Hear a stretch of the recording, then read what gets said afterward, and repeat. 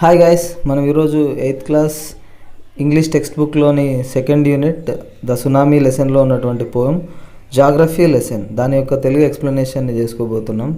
Geography lesson. Geography అంటే తెలుసు కదా, the science which is related to the study of earth and it's features, మొత్తం అన్ని భూమి దాని గురించి నేర్చుకునే ఆ సైన్స్ని జియోగ్రఫీ అంటాం.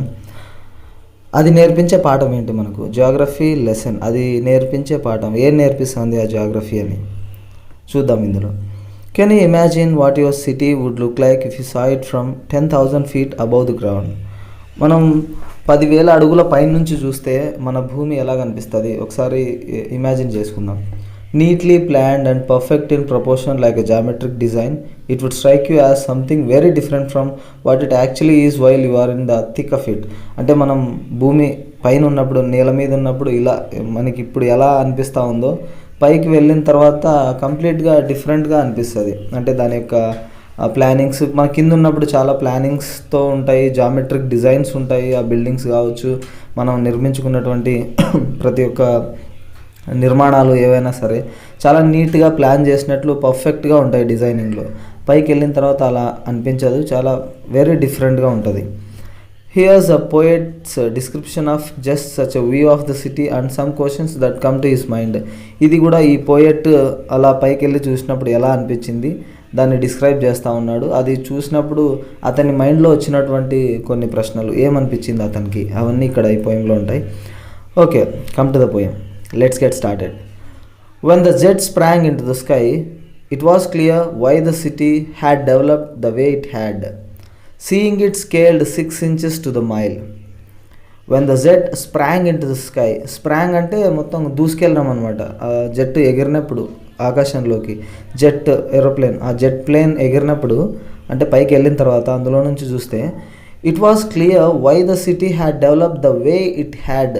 ఆ సిటీ ఇలా ఎందుకు డెవలప్ అయిందో ఆయనకు అర్థమైందంట. అంటే ఇప్పుడు సిటీస్ అన్నీ డెవలప్ అయ్యాయి కదా, చాలా అభివృద్ధి చెందాయి, ఎందుకు అలా డెవలప్ అయ్యాయో అది అర్థమైందంట అతనికి.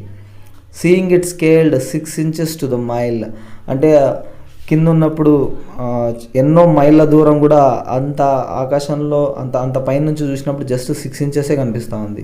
ఎంతో మైల్ దూరం కూడా, ఒక మైల్ దూరం కూడా ఆకాశంలోంచి చూసినప్పుడు జస్ట్ 6 inches అంత డిస్టెన్స్ కనిపించింది అతనికి. చాలా చిన్నగా కనిపించింది ఆ city.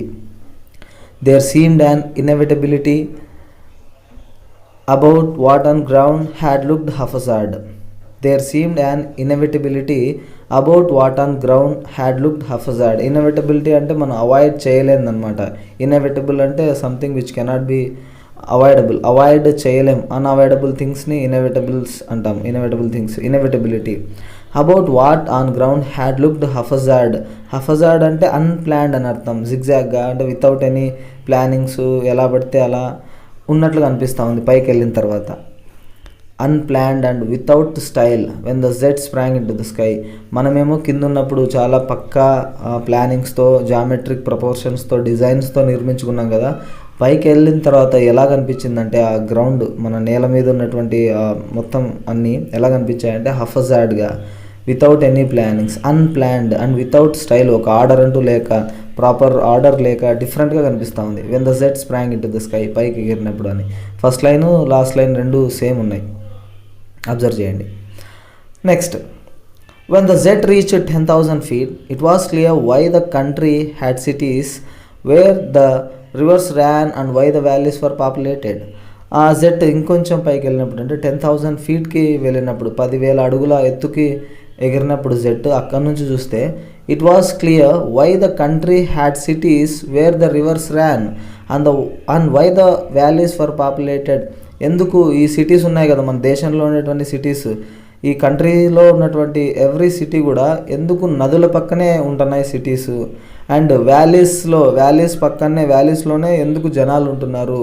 Why the valleys were populated, మొత్తం ప్రజలంతా వ్యాలీస్లోనే ఎందుకు ఉండాల్సి వస్తుంది, అంటే ఎందుకు ప్రిఫర్ చేస్తున్నారు వ్యాలీస్ పక్కన ఉండాలని, అండ్ సిటీస్ అన్నీ ఎందుకు రివర్స్ పక్కనే ఉంటున్నాయి అనే విషయం అర్థమైందంట. ఎందుకంటే ఒకప్పుడు ఏన్షియన్ టైమ్స్లలో మన ఈ అంటే మోడర్న్ మ్యాన్ రాకముందు, అంతకుముందు అంతా ఏన్షియంట్లో వాళ్ళు ఏం చేసేవాళ్ళు, ఆది మానవులు వాళ్ళంతా ఎక్కడైతే రివర్స్ ఉంటున్నాయో వాటి పక్కనే వాళ్ళ నివాసాన్ని ఏర్పరచుకుంటూ వస్తున్నారు. ఎందుకంటే బేసిక్ నీడ్ కదా వాటర్ అనేది, టు ఎగ్జిస్ట్, లైఫ్ ఉండాలంటే, బతకాలంటే, ఎగ్జిస్ట్ అవ్వాలంటే వాటర్ ఇంపార్టెంట్. సో రివర్స్ పక్కన ఉండడం స్టార్ట్ చేశారు. అలా సిటీస్ అన్నీ, ఊర్లన్నీ రివర్స్ పక్కనే ఉంటాయి ఆల్మోస్ట్. అండ్ ఈ వ్యాలీస్ దగ్గర ఎందుకు ఉండాలనుకుంటున్నారు, నేచర్ అదంతా, ఫారెస్ట్, ఆ ప్లాంట్స్, వాటి నుంచి వచ్చే ఫుడ్ కోసం, ఈ అగ్రికల్చరల్ థింగ్స్ కోసం, అవన్నీ వాటర్కి సోర్సెస్ కదా వ్యాలీస్ ఇవన్నీ. సో అక్కడే ఎందుకు ఉంటున్నారు అనే విషయం అర్థమైందనమాట. ఎందుకంటే బేసిక్ నీడ్స్, అంటే మన లైఫ్ బతకడానికి బేసిక్ నీడ్స్ అన్నీ అక్కడే ఉంటాయి కాబట్టి, రివర్ దగ్గర, వ్యాలీస్ దగ్గర. సో అక్కడ జనాలు ఎక్కువగా ఉంటున్నారు అనే విషయం అతనికి అర్థమైంది.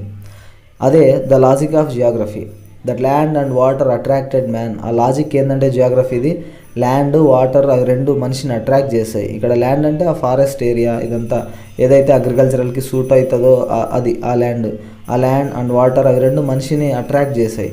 Was clearly delineated when the set reach 10,000 feet. అది చాలా బాగా అర్థమైందనమాట. ఎప్పుడు 10,000 feet అంత ఎత్తుకు ఎగిరినప్పుడు ఈ విషయాలన్నీ రైటర్కి చాలా బాగా అర్థమయ్యాయి. When the jet rose 6 miles high, ఇప్పుడు 6 మైళ్ళ ఎత్తుకు ఎగిరినప్పుడు ఆ జెట్, it was clear the earth was round and that it had more sea than land. అప్పుడు భూమి గుండ్రంగా ఉంది అనే విషయం అర్థమైంది. అండ్ భూమి పైన ల్యాండ్ ఏరియా కన్నా ఈ వాటర్ ఏరియానే ఎక్కువగా ఉంది. అంటే వాటరే ఎక్కువ ఉంటాయి కదా, దాదాపుగా 78% వాటరే ఉందని చదివి ఉంటాం మనం జియోగ్రఫీలో. ల్యాండ్ కంటే ఈ సీనే ఎక్కువగా ఉంది అనే విషయం కూడా అర్థమైంది అతనికి.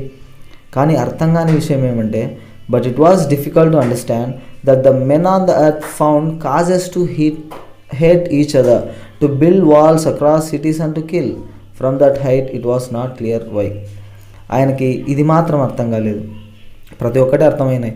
ఎందుకు ఇలా అన్ప్లాన్డ్గా కనిపిస్తూ ఉంది భూమి, మనం అంటే నీట్గా ప్రపోర్షనేట్గా మొత్తం అంతా నిర్మించుకున్నా కూడా పైకి వెళ్ళి చూసిన తర్వాత అన్ప్లాన్డ్గా ఉంది. ఎందుకంటే అవసరాన్ని బట్టి మనిషి ఎలా పడితే అలా, ఎక్కడ పడితే అక్కడ తనకు కావాల్సినవన్నీ నిర్మించుకొని, తనకి కావాల్సిన ఇంటిని నిర్మించుకొని అలా ఉన్నాడు. పైకి వెళ్ళిన తర్వాత అటువంటిది ఏం కనిపించలేదు, మొత్తం అంతా అన్ప్లాన్డ్గా, హఫ్జాడ్గా కనిపించింది.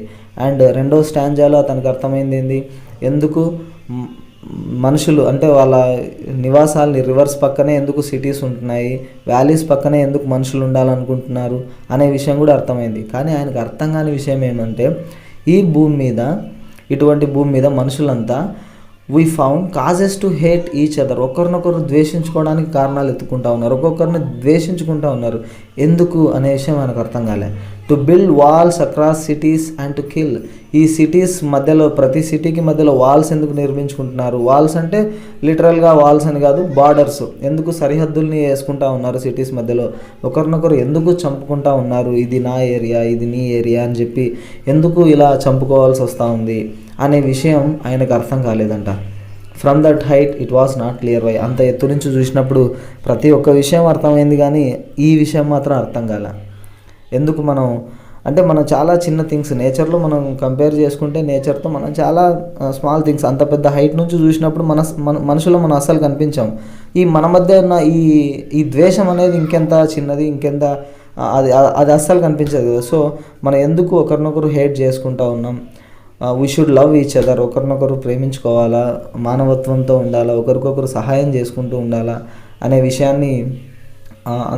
విషయం ఇక్కడ ఇన్నర్ మీనింగ్ ఉందన్నమాట ఈ పోయంలో. అందరికీ అర్థమైంది అనుకుంటున్నాను. Thanks for watching.